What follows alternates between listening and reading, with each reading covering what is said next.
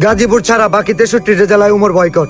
উমরের কিছু fan follower, আমরা ঠাকুরগাঁও আসছিলাম, ফান্ড কালেক্ট করতেছি, মানবিক কাজ করতেছি, বাট তারা আমাদের এখানে ডিস্টার্ব করছে, সিম ট্রেড করছে।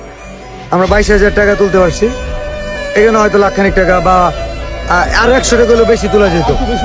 অ্যান্ড উমর এটার মধ্যে জড়িত।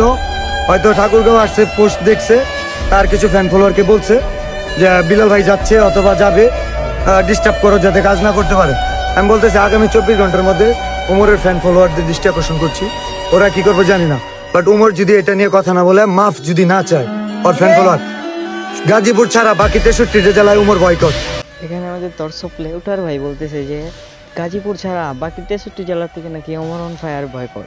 মানে সে অমরন ফায়ারকে দিয়ে দিতেছে, মানে সে বলতেছে যে তার মানে সে গেছিল ফান্ড তুলতে, মানে ফান্ড তোলার সময় তার নাকি অমরন ফায়ারের মানে ফ্যান ফলোয়াররা তারা ডিস্টার্ব করছে, মানে চকুদাগার কারা তারে ডিস্টার্ব করছে। সে অমরন ফায়ারের ফ্যান ফলোয়ারের উপর দিতে হইতে পারছে অমরন ফায়ারের ফ্যান ফলোয়াররা তারে ডিস্টার্ব করছে, কিন্তু অমরন ফায়ার তো তারা বইলা দেয় নাই যে ডিস্টার্ব করার জন্য।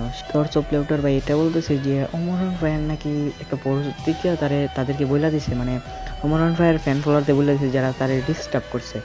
আরে ভাই তুমি জানো না শোনো না একটা মানুষের উপর কেন এরকম কিছু করতেছো? সে বলতেছে যে মানে মনে হয় তার মানে সঠিক কনফার্ম না। সো বলি মানুষের উপর এরকম মিথ্যা ইয়ে তোলার আগে নিজেরটা ভাইব। হ্যাঁ,